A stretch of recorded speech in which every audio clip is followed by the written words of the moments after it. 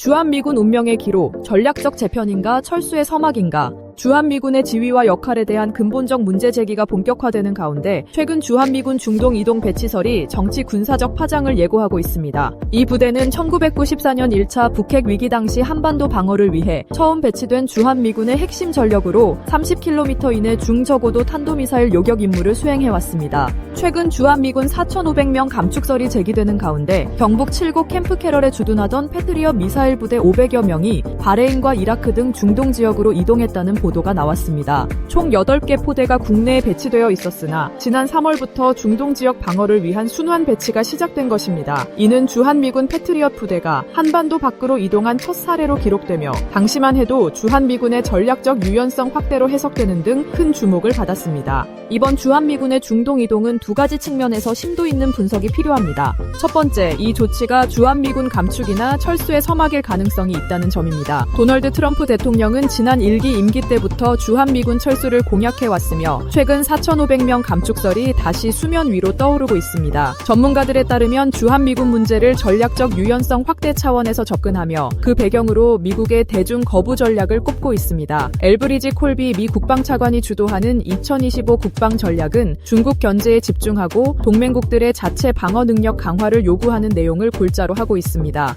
이는 제이비어 브런슨 주한미군 사령관이 최근 주한미군의 임무를 대북 견제에서 대중 테러 견제로 확장해야 한다고 주장한 것도 이 맥락에서 이해된다고 할 수 있습니다. 그러나 일각에서는 이번 주한미군의 중동 이동은 이러한 대중 거부 전략과는 다른 양상으로 트럼프 대통령이 콜비 차관의 전략을 주한미군 철수 합리화의 도구로 활용하고 있다는 분석도 제기되고 있습니다. 두 번째, 이번 주한미군 중동 이동 조치가 북미 대화의 전제 조건을 수용하는 움직임일 가능성이라는 점입니다. 북한은 오랫동안 대북 적대 행위 철회를 대화의 전제 조건으로 요구해왔습니다. 주한미군 감축이 이러한 북한의 요구를 간접적으로 수용하는 조치로 해석될 수 있다는 것이고, 이는 중국과의 관세 전쟁에서 고전하던 트럼프 대통령이 북미 대화를 새로운 돌파구로 삼으려는 전략적 계산이 아니냐는 분석도 일각에서 제기되고 있습니다. 특히 트럼프 대통령이 5월 24일 웨스트포인트 육군사관학교 졸업연설에서 미국이 모든 나라를 방어하는 시대는 끝났다고 선언한 점은 이러한 해석에 무게를 더하고 있습니다. 만약 이 같은 추정이 사실이라면 중국 견제를 명분으로 한 주한미군의 전략적 유연성 확대 조치가 장기적으로는 북미 관계 정상화의 발판이 될 수도 있다는 전망이 나오기 때문입니다.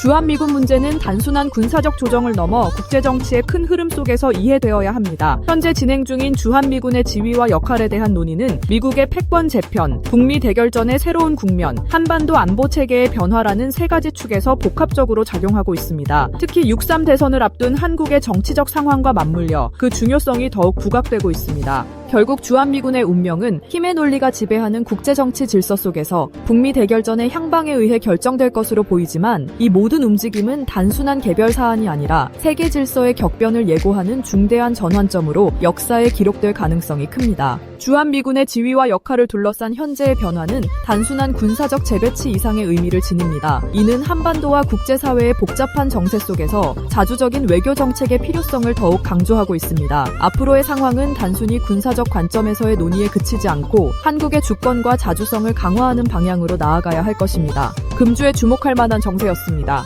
자주의 눈을 구독해 주셔서 감사합니다.